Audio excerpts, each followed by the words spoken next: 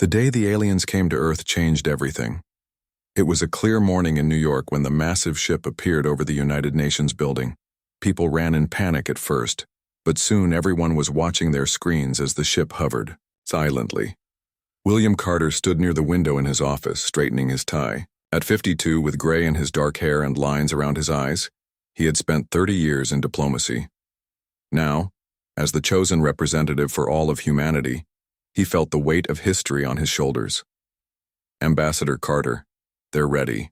For you," said his assistant, looking pale. Carter nodded. "How do I look, Kevin? Presentable enough to meet our first aliens?" Kevin tried to smile. "As good as anyone could, sir."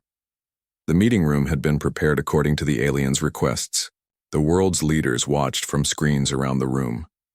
Carter took his seat at the table and waited. When they entered, Carter had to control his expression. The aliens were tall and thin with blue-gray skin that seemed to shimmer. They had 4 arms and large eyes that blinked sideways. The leader wore elaborate robes and jewelry that clinked as he moved. "I am High Counselor Zax Terrell of the Arcturus Collective," the alien said in perfect English. "I speak for the Galactic Council, a union of 327 species, across this sector of the galaxy." Carter stood and bowed slightly. "William Carter, representing Earth, we welcome you to our world." The talks began simply. The aliens explained how they had watched Earth for decades, studying human development. They had technology that made space travel easy, medicines that could cure most human diseases, and energy systems that would end pollution. "We offer Earth membership in the Galactic Council," Zax Terrell said. "This is a great honor." Carter nodded. "We're grateful for the offer. What would membership involve?" The alien's expression changed slightly. "There would be certain requirements." As Zax Terrell explained these requirements, Carter felt his hope fade. Earth would be allowed limited space travel only to approved planets. Humans could not develop certain technologies without Council approval. Earth would need to provide resources based on Council demands. Humans would have no voting rights for at least 100 years. "These seem like harsh restrictions," Carter said carefully. "Why would such limits be placed on us?" Zax Terrell's 4 hands spread wide. "Humans are considered unpredictable. Your history is filled with violence. You advance technology quickly but often use it for destruction. The Council has concerns about letting humans move freely through the galaxy." The meeting ended with promises to continue talks the next day. Carter went to his private office where a team of advisors waited. "They're not offering partnership," he told them. "They're offering controlled containment." Susan Grant, the head of Earth's cybersecurity team, raised her hand. "Sir, we found something you should see." She opened her laptop and showed Carter what her team had discovered. Small devices had been planted throughout the UN building, in Carter's home, and in government buildings around the world. "They've been watching us much more closely than they admitted," Susan said. "These devices don't just watch and listen. They copy data. They've been stealing our information for years." Carter frowned. "Keep investigating. Find out what else they're hiding." Over the next 3 days, Carter met with the aliens while Susan's team worked day and night. The Council representatives spoke of peace and cooperation, but their terms never improved. On the 4th day, Susan requested an urgent meeting. "We intercepted communications between their ship and others in our solar system," she said, her voice tight with stress. "They're already setting up what they call containment protocols around Earth.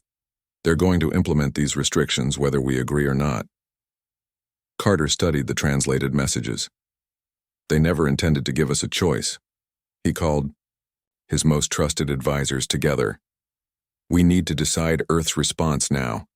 The discussion lasted hours. Some argued for accepting the Council's terms, fearing alien technology. Others insisted on fighting for better conditions. "What they're offering isn't membership," Carter finally said. "It's a prison sentence for our entire species." The next morning, Carter met with the Council representatives again. This time he brought evidence of their surveillance and their secret plans. "You speak of partnership while preparing to contain us," he said, placing the translated messages on the table. "You call us violent while threatening our freedom. Zach Tyrrell's face changed color slightly. These measures are for the safety of all species. Humans are not ready for full council membership. You mean we're not ready to be obedient? Carter replied.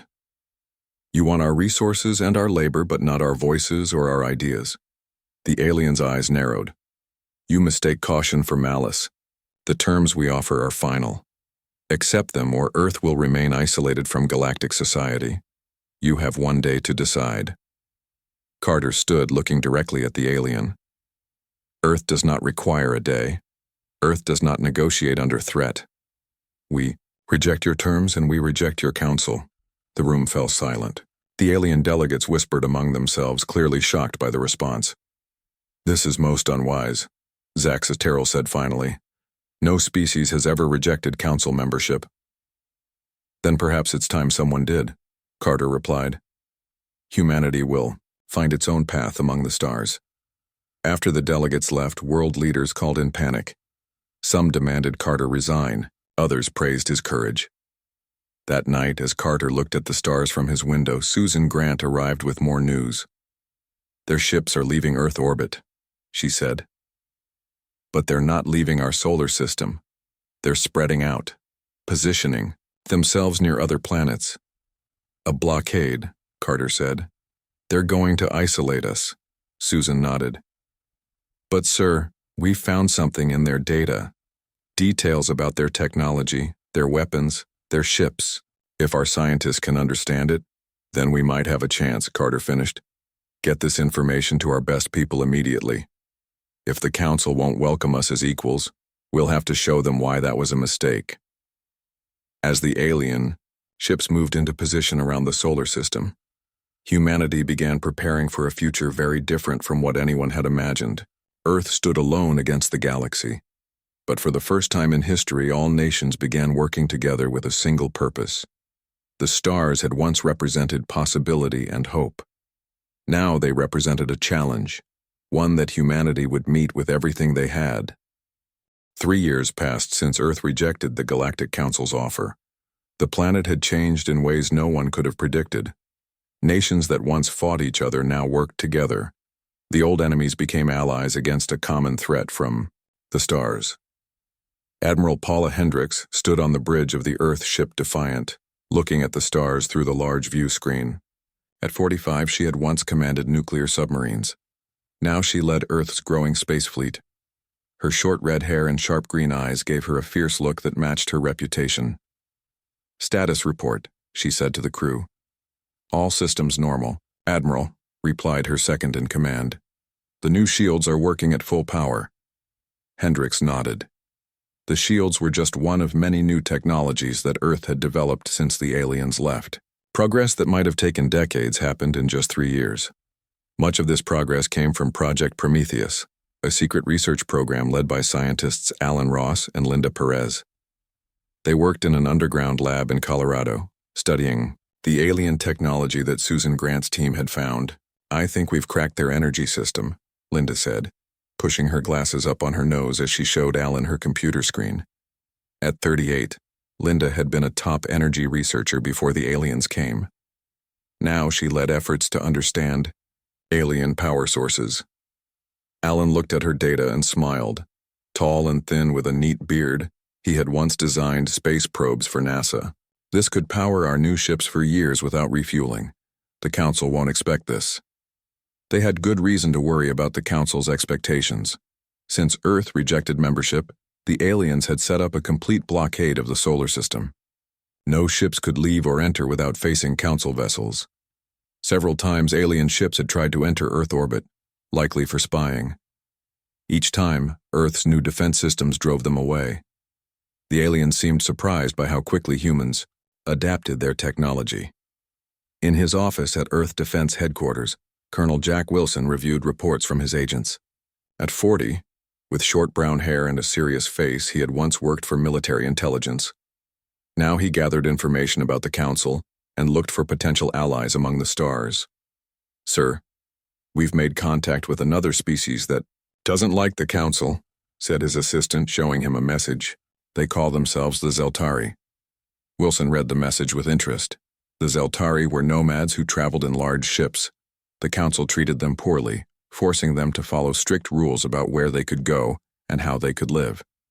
"This could be valuable," Wilson said. "Set up a secure channel for more communication." The Zeltari weren't the only ones unhappy with the council. Through careful conversations with other species, Wilson learned that the powerful aliens often bullied smaller, weaker races.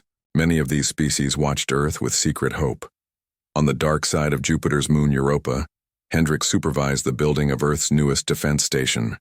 Hidden from council sensors, the station would serve as a forward base if conflict grew worse. "Admiral, we're picking up multiple ships entering the system," her communications officer reported suddenly. "Council markings. Looks like a full battle group." Hendricks frowned. This was much larger than previous council incursions. "How many?" 15 ships, including what appears to be a command vessel. They're heading for Jupiter. Hendricks pressed a button on her chair.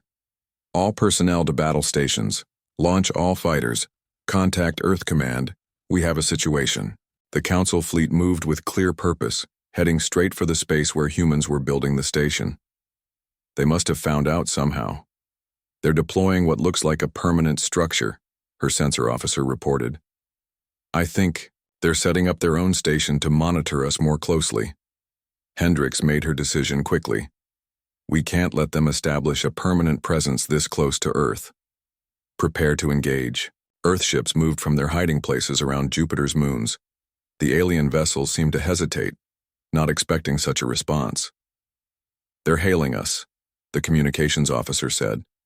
The main screen showed a council commander, a reptilian alien with scaled skin and yellow eyes. "This is Commander Vex of the Council Enforcement Fleet. You are in violation of council space. Stand down immediately." Hendricks stood tall. "This is Admiral Paula Hendricks of Earth Defense. Jupiter and its moons are part of our solar system. You are the intruders here. Leave immediately." The alien's eyes narrowed. "Your species rejected council protection. We are establishing a monitoring station to ensure you do not become a threat to galactic peace."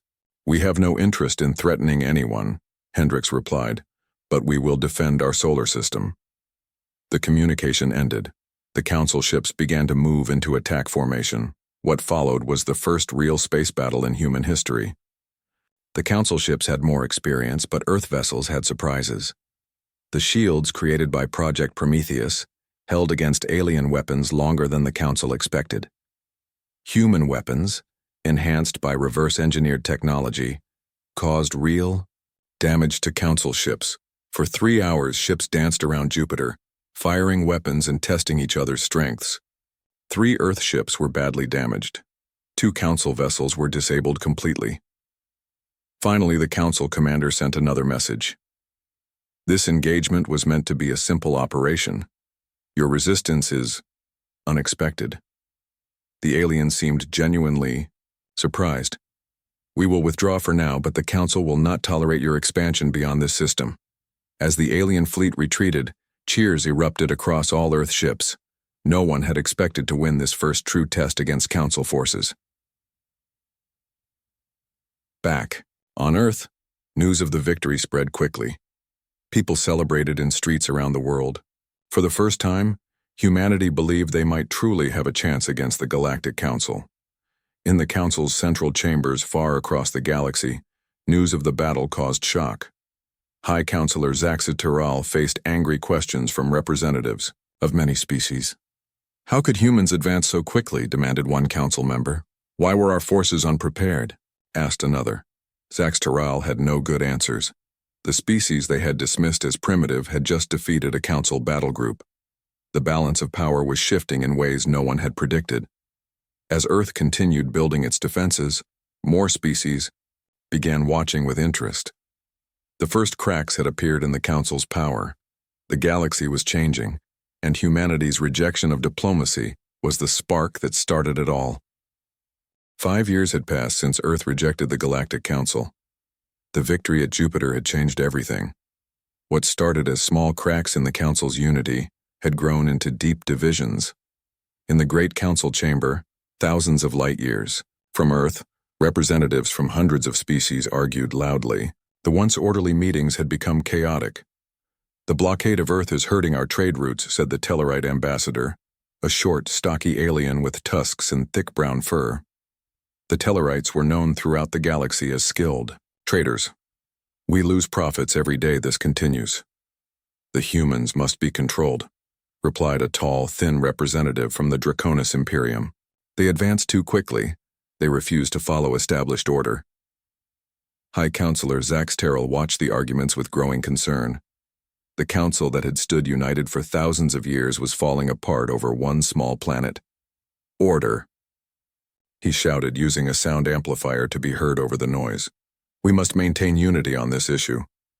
But unity seemed impossible. More species were questioning the council's approach to Earth. Some even secretly admired the humans' defiance. On Earth, in a laboratory deep under the Rocky Mountains, Dr. Nancy Bell worked with intense focus. At 35, with dark skin and curly hair always pulled back in a ponytail, she led the communication division of Project Prometheus. "I think I've got it," she said to her team as she adjusted settings on her device. "The quantum entanglement is stable."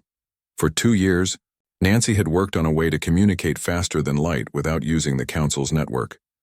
If it worked, Earth could send messages across the galaxy without the Council detecting or blocking them. "Send the test message," she instructed. Her assistant pressed a button. They waited 10 seconds. "Message received at the Mars outpost," he reported, looking at his screen with amazement.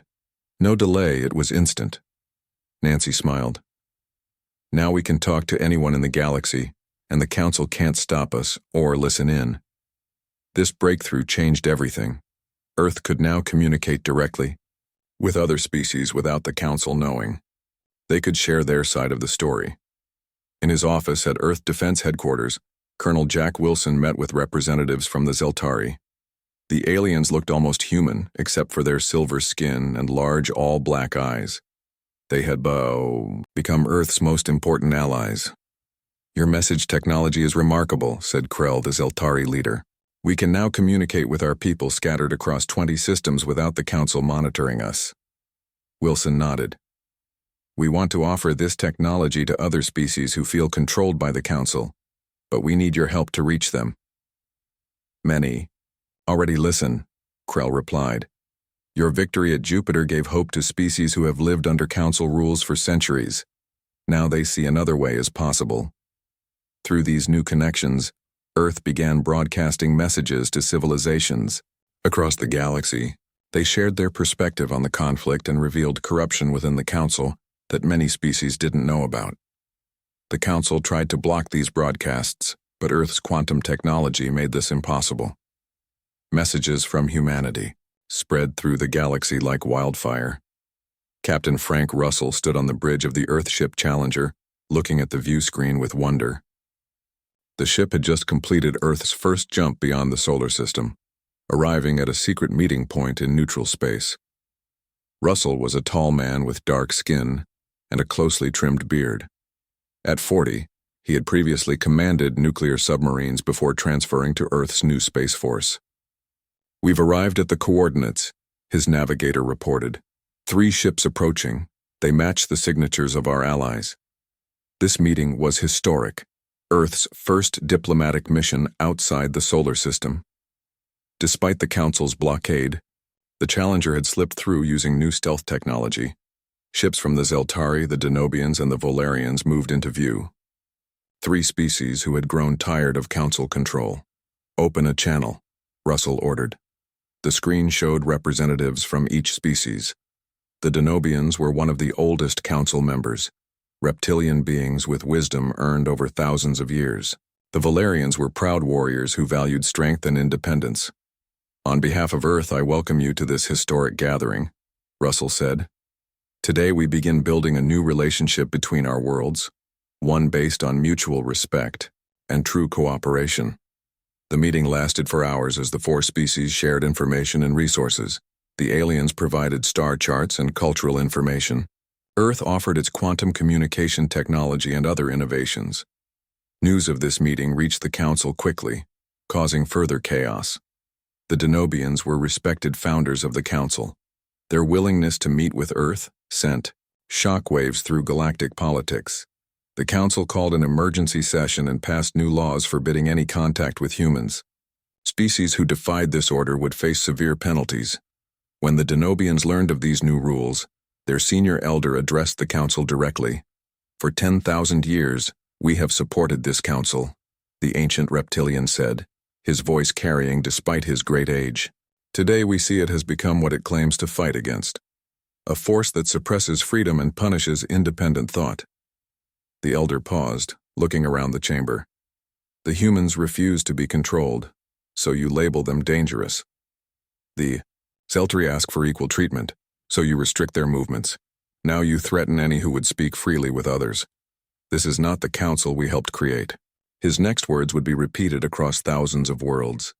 If silencing voices and punishing curiosity is now the Council's purpose, perhaps it is time for a new order in the galaxy. With that, the Denobian delegation rose and left the chamber. Chaos erupted as other species began shouting, some supporting the Denobians, others condemning them. High Counselor Zax Taral watched helplessly as centuries-old alliances crumbled before his eyes. The mighty Galactic Council, which had maintained order across thousands of star systems, was fracturing. On Earth, Admiral Hendricks received reports of the Council's turmoil with cautious optimism. "We never wanted to destroy the Council," she told Earth's unified leadership. "We just wanted to be treated as equals." "The galaxy is changing," Colonel Wilson added. "More species are questioning Council authority.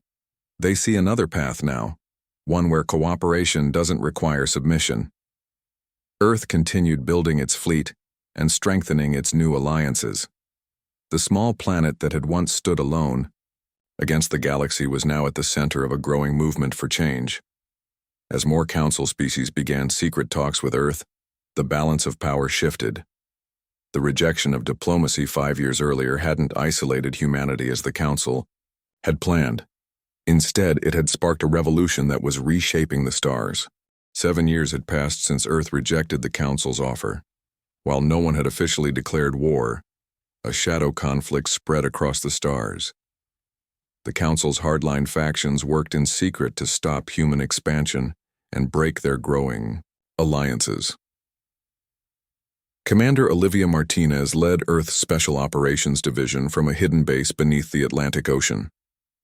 At 36, with sharp features and intense brown eyes, she had once been an elite soldier. Now she trained teams to fight a new kind of war against alien threats. "We've detected another infiltration attempt," said her security chief, pointing to a screen showing unusual energy readings near a research facility in Australia.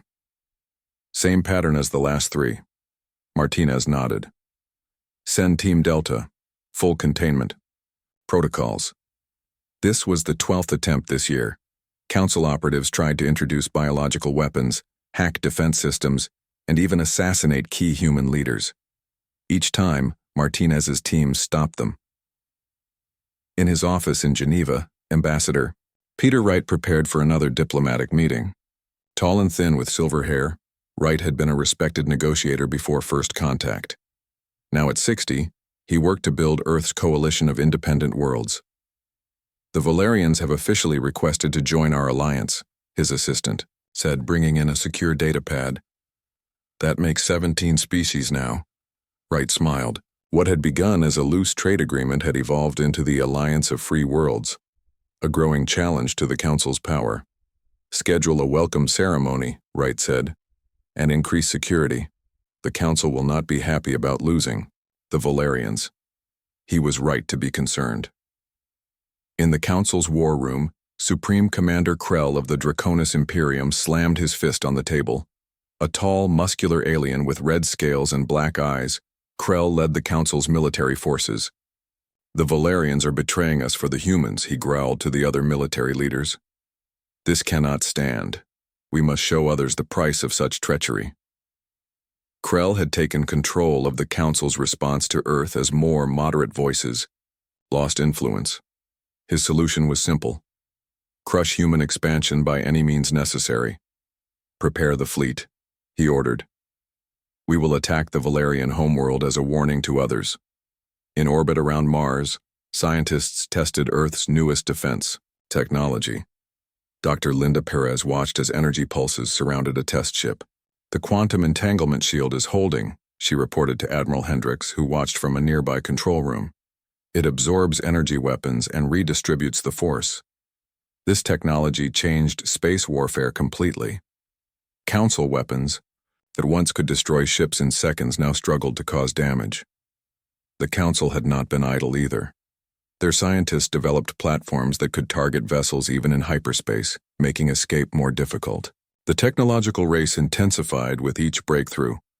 On Earth, Colonel Wilson received an urgent message from the Tellarites. Their deep space sensors had detected a massive Council fleet heading toward the Valerian homeworld. "They're going to attack because the Valerians joined our alliance," Wilson told Admiral Hendricks in an emergency meeting. "This is a direct challenge." Hendricks studied the tactical display showing the Council fleet's position. "If we do nothing, other species will think twice before joining us. But if we help, it could mean open war," Wilson finished. After consulting with Earth's leadership, the decision was made. Earth would respond to the Valerians' call for help despite the risks. Admiral Hendricks personally led the mission. 3 battle groups of Earth ships, joined by vessels from the Zeltari and other allies, raced toward Valerian space. They arrived just as the Council fleet began their attack. Massive Council warships fired on Valerian orbital defenses, destroying them one by one. "All ships, battle formation Beta," Hendricks ordered. "Target the Council command ship first." What followed became known across the galaxy as the Teller Stand, named after the nearby Teller Nebula that bathed the battlefield in blue light. The Council forces outnumbered the Earth Alliance 2-1, with bigger and more powerful ships. But the humans and their allies had surprises. Earth vessels deployed their quantum shields, absorbing energy blasts that should have destroyed them. Zeltari ships used their advanced speed to confuse Council targeting systems. Smaller Valerian fighters slipped through gaps in the Council formation to attack from within. For 6 hours, the battle raged across the Valerian system. Council commanders were shocked by the coordination between species that had only recently become allies. On the Council command ship, Supreme Commander Krell watched in disbelief as his forces failed to achieve quick victory. "Impossible," he hissed, as another of his ships reported critical damage from weapons that should not have been able to penetrate their defenses. "How have they advanced so quickly?" The tide turned when 3 of Earth's newest destroyers managed to circle behind the Council flagship. Their combined attack overwhelmed even the powerful Council shields. "Your ship is crippled, Commander Krell," Admiral Hendricks transmitted on an open channel. "Withdraw your forces now, or we will be forced to destroy you." With rage burning in his eyes, Krell gave the order to retreat. The mighty Council fleet, which had expected an easy victory, limped away from battle. The news spread quickly. Smaller species that had feared the Council for centuries watched in amazement as humans and their allies defended the Valerians against punishment. What made this victory especially powerful was that Earth had broadcast the entire battle across the galaxy using their quantum communication network.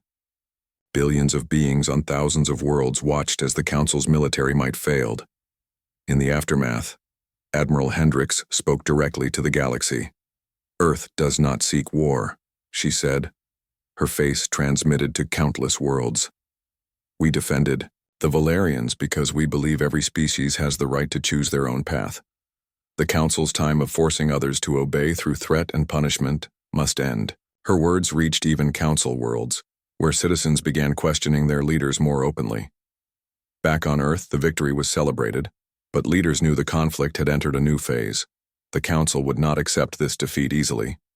"We've shown the galaxy another way is possible," Ambassador Wright told Earth's unified government. "But we have also made powerful enemies who will not rest until we are defeated." As Earth prepared for whatever came next, more species reached out, secretly asking to join the alliance of free worlds. The Council's attempt to punish one world had instead inspired dozens more to seek freedom. The Shadow War was becoming harder to keep in shadows.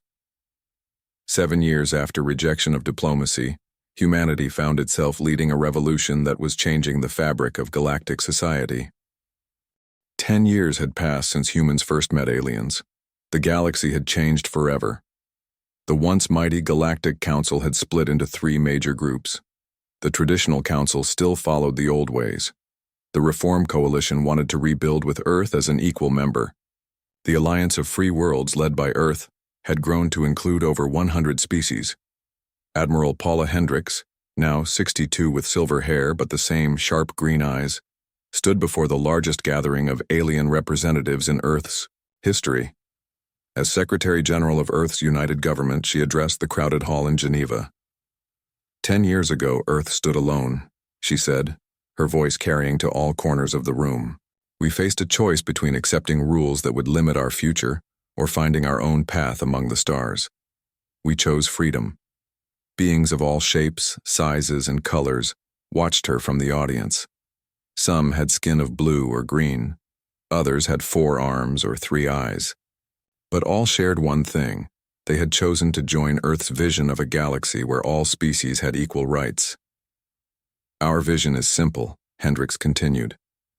A galaxy where species interact as equals, where knowledge is shared, not controlled, where each civilization has the right to choose its own future. In a corner of the room, Colonel Jack Wilson, now 50 and with gray in his hair, watched with pride. His years of building secret connections with oppressed species had helped create this moment.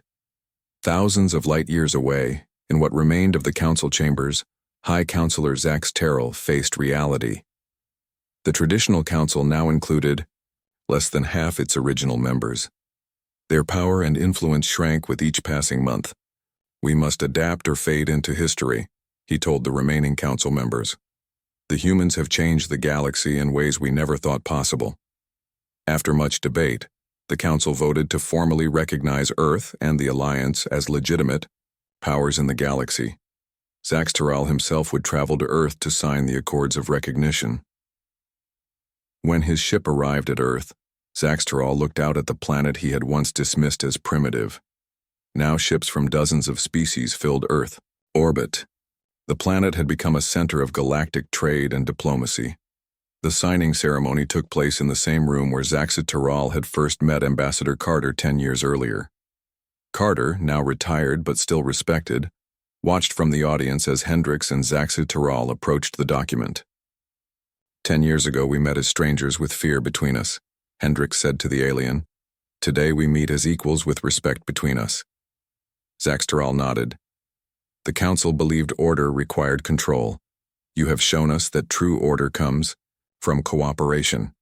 As they signed the historic document, celebrations erupted on worlds across the galaxy.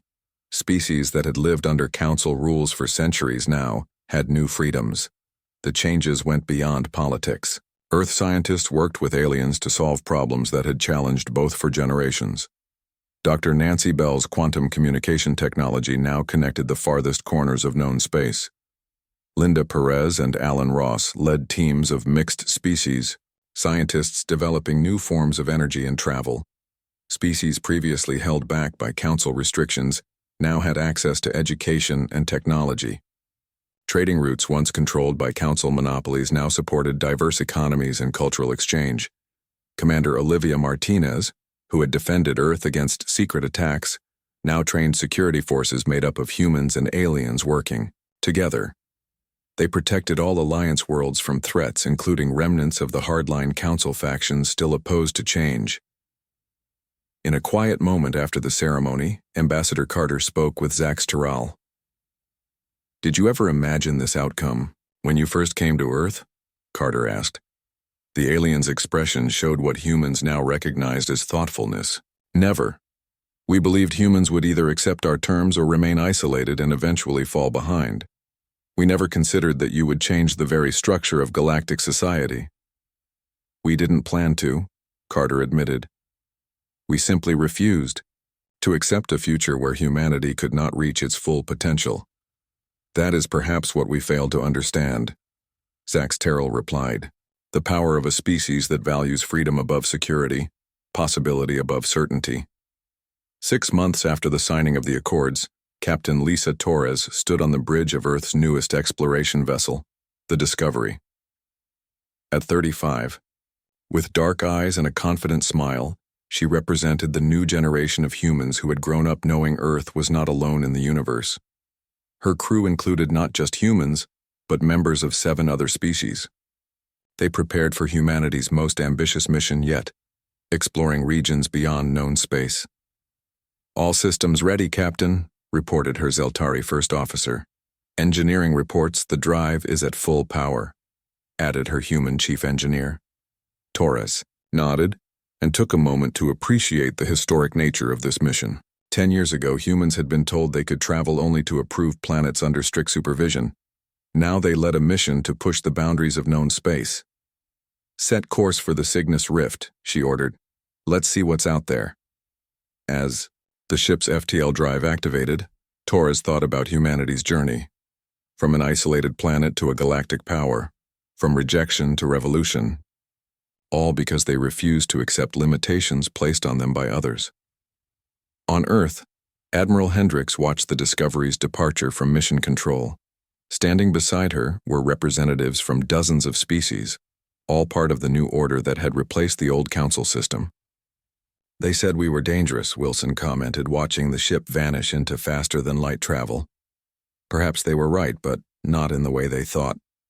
Hendricks smiled. "We were dangerous to their system of control, not to the galaxy itself." The former council's fear of humanity had been both right and wrong.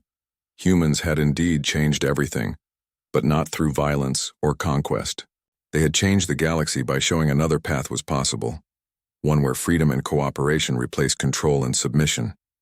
As the Discovery traveled beyond known space, carrying the flag of not just Earth but the alliance of free worlds, it represented a future no one could have predicted when an alien ship first appeared over New York 10 years earlier. The Council's turmoil, caused by humanity's rejection of diplomacy, had not been the end of galactic civilization as many had feared. Instead, it had been the beginning of something new and better, a galaxy where all species could reach for the stars on their own terms.